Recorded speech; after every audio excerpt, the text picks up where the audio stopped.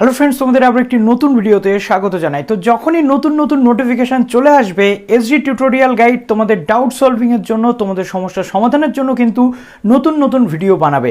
এর জন্যই কিন্তু আমাদের এই চ্যানেলটা, তোমাদের বিভিন্ন প্রবলেমের সলিউশনগুলো আমি দিতে পারি এবং তোমাদের সমস্যা থেকে দূরীভূত করতে পারি। তো আজকের এই ভিডিওতে আমরা ক্যালকাটা ইউনিভার্সিটির নতুন তথ্য নিয়ে চলে এসেছি, নতুন নোটিফিকেশান নিয়ে চলে এসেছি। কি রয়েছে সেই নোটিফিকেশানে সেটা অবশ্যই তোমাদের সামনে তুলে ধরবো।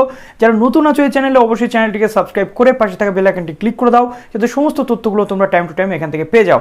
শুধু তাই নয়, এই নোটিফিকেশানের উপর ভিত্তি করে যে কনফিউশনগুলো তৈরি হবে, কীভাবে সেই কনফিউশন থেকে নিজেদেরকে দূরে রাখবে এবং সেই কনফিউশনের উপর ভিত্তি করে কি করা উচিত এই মুহূর্তে, সেই পরামর্শ আজকের এই ভিডিওটাতে তোমাদেরকে দিতে চলে এলাম। সুতরাং সম্পূর্ণ ভিডিওটা তোমাদের মন কান দিয়ে দেখতে হবে। খুব ইম্পর্ট্যান্ট কিছু ফ্যাক্ট এই ভিডিওতে আমি আলোচনা করতে চলে এলাম। তো প্রথমত, অনেকের কাছ থেকে এখনও ইমেল পাচ্ছি, অনেকের কাছ থেকে এখনও কোয়ারি পাচ্ছি। 505 এরর এখনও কিন্তু চলছে ক্যালকাটা ইউনিভার্সিটির পিজিতে ফর্ম ফিল আপ করতে গেলে তোমাদের এরর আসছে। এই এররের সলিউশন একমাত্র ইউনিভার্সিটি, যেটা আমি গতদিনের ভিডিওতে তোমাদেরকে উল্লেখ করেছিলাম। গত বছর ক্যালকাটা ইউনিভার্সিটিতে এরকম সমস্যা কিন্তু তৈরি হয়েছিল পিজি অ্যাডমিশনের ফর্ম ফিল আপের ক্ষেত্রে। আজকে 13 তারিখ, আর মাত্র 2 দিন সময়, জায়গাতে আর 3 দিন সময় রয়েছে।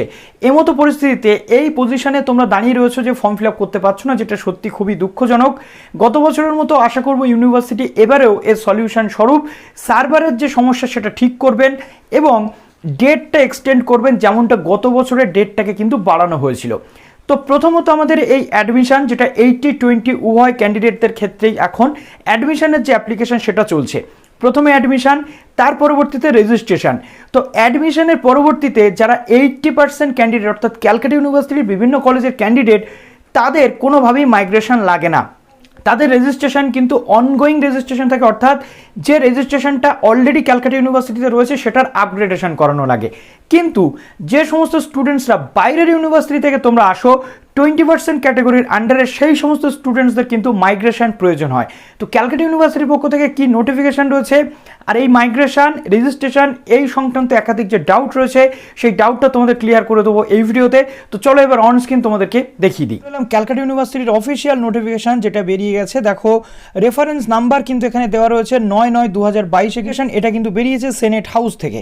প্রথমত এখানে বলা হচ্ছে ক্যালকাটা ইউনিভার্সিটিতে যে সমস্ত স্টুডেন্টসরা তোমরা ভর্তি হতে চলেছো, যারা 80% ক্যাটাগরির আন্ডারে রয়েছে, অর্থাৎ যারা ক্যালকাটা ইউনিভার্সিটির মেন ক্যাম্পাস বা ক্যালকাটা ইউনিভার্সিটির অন্যান্য কলেজের স্টুডেন্টস, তাদের কিন্তু রেজিস্ট্রেশন করতে হয় না, তাদের রেজিস্ট্রেশনটা আপগ্রেড করতে হয়, অর্থাৎ অনগোয়িং থাকে তাদের রেজিস্ট্রেশন। তাহলে করতে হবে কাদের রেজিস্ট্রেশন? 20% অর্থাৎ আদার ইউনিভার্সিটির ক্যান্ডিডেট রয়েছে, তাদের করতে হবে এই রেজিস্ট্রেশনটা। সেই রেজিস্ট্রেশনটা কবে থেকে শুরু হচ্ছে? বিশেষ করে এটা কিন্তু পিজির জন্য বলা রয়েছে, এর আগে ইউজির জন্য বলেছিলাম, এটা কিন্তু পিজির জন্য বলা রয়েছে। 4 নভেম্বর থেকে শুরু হয়ে যাচ্ছে পিজির যে রেজিস্ট্রেশন প্রসেস, সেই প্রসেসটা। অর্থাৎ 1 তারিখ থেকে ক্লাস শুরু হচ্ছে সব জায়গাতে, আমরা জানি, আফটার পূজা ভ্যাকেশন। 4 তারিখ থেকে শুরু হচ্ছে সেই পিজির ফর্ম ফিল আপ, যেটা পিজির যেটা রেজিস্ট্রেশন ফর্ম ফিল আপ, যেটা পিজি রেজিস্ট্রেশন পোর্টালে হবে। এবং রেজিস্ট্রেশন ফর্মটা কিন্তু ডাউনলোড করতে বলা হচ্ছে অনলাইন। তো সবচেয়ে গুরুত্বপূর্ণ পয়েন্ট যেটা রয়েছে মাইগ্রেশন, যেটা মাইগ্রেশনটা দিতে হয়, অরিজিনাল মাইগ্রেশন কিন্তু লাগে রেজিস্ট্রেশনের সময়। কাদের? যারা বাইরের ইউনিভার্সিটি থেকে এই ইউনিভার্সিটিতে আসছে সেই সমস্ত স্টুডেন্টসদের। এখানে তোমাদের একাধিক ডাউট থাকে যে মাইগ্রেশনটা আমি কখন তুলবো, এখন তুলবো নাকি কখন তুলবো, আমাকে কখন মাইগ্রেশনটা তুলতে হবে। তো দেখে নাও 18 নভেম্বর পর্যন্ত হবে এই যে রেজিস্ট্রেশন প্রসেস সেটা, অর্থাৎ 4 তারিখ থেকে 14 দিনের জন্য কিন্তু রেজিস্ট্রেশন প্রসেস চলবে। মাইগ্রেশন দিতে হবে তোমাদের একেবারে অরিজিনাল মাইগ্রেশন সার্টিফিকেট, যেটা প্রোভাইড করতে হয় ইউনিভার্সিটিকে। অর্থাৎ এবার একটা বিষয় তোমাদের ক্লিয়ার করতে চাই, তুমি ধরো ক্যালকাটা ইউনিভার্সিটির স্টুডেন্টস, তুমি এখন ক্যালকাটা ইউনিভার্সিটির 80% ক্যাটাগরিতে রয়েছো, অর্থাৎ এখানে তুমি যদি চান্স পাও তাহলে তো বহুত আচ্ছা। তুমি ধরো বর্ধমান ইউনিভার্সিটির স্টুডেন্ট, ধরো বর্ধমান ইউনিভার্সিটি থেকে তুমি ক্যালকাটা ইউনিভার্সিটিতে আবেদন করেছো, এখনও তোমার ভর্তিটা হয়নি। ভর্তি যতক্ষণ না পর্যন্ত কনফার্ম হচ্ছে, অর্থাৎ মেরিট লিস্টে নাম তোমার আসেনি, তুমি সবেমাত্র অ্যাপ্লিকেশান করেছো, এমতো পরিস্থিতিতে তুমি কিন্তু মাইগ্রেশনের কথা, যেটা বর্ধমান ইউনিভার্সিটি থেকে তুলে আনার কথা ভাববে না। ভাবলে কি হচ্ছে দেখো, প্রথমত বর্ধমান ইউনিভার্সিটিতেও তুমি নিশ্চয় আবেদন করেছো, বর্ধমান ইউনিভার্সিটিতে 80% ক্যান্ডিডেট তুমি, ক্যালকাটা ইউনিভার্সিটিতে তুমি 20% ক্যান্ডিডেট, কেননা এখানে তুমি বাইরের ইউনিভার্সিটির ক্যান্ডিডেট হিসেবে আবেদন করেছো। অর্থাৎ যদি তুমি এই মাইগ্রেশনটা তুলে নাও বর্ধমান ইউনিভার্সিটি থেকে, তাহলে কিন্তু তুমি এই 80% যে ক্যান্ডিডেট সেটা কিন্তু আর থাকলে না, অর্থাৎ তুমি বর্ধমান ইউনিভার্সিটির আন্ডারে হয়ে গেলে 20% ক্যাটেগরির ক্যান্ডিডেট। অতএব এই সুযোগ থেকে তুমি বঞ্চিত।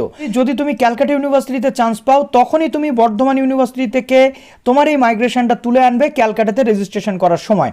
ঠিক তেমনিভাবে যদি তুমি ক্যালকাটার ক্যান্ডিডেট হও, বর্ধমানে তুমি আবেদন করেছো, বর্ধমানে তুমি যদি ভর্তি হও, চান্স পেয়ে যাও, 100% অ্যাসিওর্ড তুমি ফিস পেমেন্ট করেছো, চান্স পেয়ে গেছো, তখনই তুমি ক্যালকাটা ইউনিভার্সিটি থেকে মাইগ্রেশন তুলবে, তার আগে তুলবে না। না হলে মাইগ্রেশন তোলা মানে তুমি সেই ইউনিভার্সিটি ক্যান্ডিডেট নও, তুমি বাইরের ইউনিভার্সিটি ক্যান্ডিডেট হিসেবে তখন কিন্তু ট্রিট হবে। অতএব তুমি 80% ক্যান্ডিডেটের আন্ডারে আর পড়ছো না, তুমি সুযোগ পাবে না। কাজেই যদি বর্ধমান হোক, কল্যাণী হোক বা তোমাদের ক্যালকাটা হোক, তুমি তোমার হোম ইউনিভার্সিটির সুযোগটাকে নেওয়ার চেষ্টা করো, এবং বাইরের ইউনিভার্সিটিতে যদি তুমি চান্স পাও, সেটা বর্ধমান হতে পারে, সেটা কল্যাণী হতে পারে, সেটা ক্যালকাটা হতে পারে, তুমি যে কোনো ইউনিভার্সিটির স্টুডেন্টস হতে পারো, নর্থ বেঙ্গল বা wbsu স্টুডেন্টস হতে পারো, তুমি আগে দুটো জায়গা দেখো, একটা তোমার নিজের ইউনিভার্সিটি আর একটা তুমি বাইরের কোন ইউনিভার্সিটিতে ভর্তি হতে ইচ্ছুক, সেখানে চান্স পেয়েছো কি পাওনি। যদি অ্যাওয়ে অর্থাৎ যদি তুমি বাইরের ইউনিভার্সিটিতে চান্স পেয়ে থাকো, তবেই হোম ইউনিভার্সিটির মাইগ্রেশন তুমি তুলবে, না হলে কিন্তু মাইগ্রেশন তুলবে না। এখানকার সুযোগ যদি তুমি না পাও, তাহলে তুমি এখানকার সুযোগও কিন্তু হাতছাড়া করবে। অর্থাৎ বলতে গেলে তোমার দুকুলি যাবে, মাঝখানে তুমি কিন্তু ফেসে যাবে। ঠিক আছে, মাঝখানে এটা কিন্তু তুমি, এখানে কিন্তু তুমি একেবারে হতাশ বা দিশেহারা হয়ে ফেসে গেলে। কেননা না তুমি 20% ক্যাটাগরিতে বাইরের ইউনিভার্সিটিতে চান্স পেয়েছো, না তুমি 80%-এর সুযোগটা পাচ্ছ যদি মাইগ্রেশন তোলো। সুতরাং এই নোটিফিকেশান তুমি দেখেছো, মাইগ্রেশন দিতে হবে, সব কিছু ঠিক আছে। 4 নভেম্বর এখনও অনেকটা দিন বাকি, তার মধ্যে পিজি অ্যাডমিশনের যে প্রসেস সেটা যদি কমপ্লিট হয়ে যায়, পিজি অ্যাডমিশনের টোটাল চান্স যদি তুমি পেয়ে যাও, তবেই তুমি মাইগ্রেশন নিচ্ছ, না হলে নিচ্ছ না। সুতরাং এখন তোমার করণীয় যেটা, তোমাকে just wait and see, just wait and watch. তোমাকে কোথায় চান্স পাচ্ছ, তোমার লাকে কী রয়েছে তুমি নিজেও জানো না। সুতরাং পিজি রেজিস্ট্রেশন প্রসেস তো অবশ্যই হবে 4 তারিখের পরবর্তীতে। 4 থেকে 18 পর্যন্ত তুমি এমার্জেন্সি মাইগ্রেশন যে কোনো ইউনিভার্সিটি থেকে তুলে নিতে পারবে, কিন্তু ক্যালকাটা ইউনিভার্সিটিতে এমার্জেন্সি মাইগ্রেশনের ক্ষেত্রে একটু প্রবলেম আছে।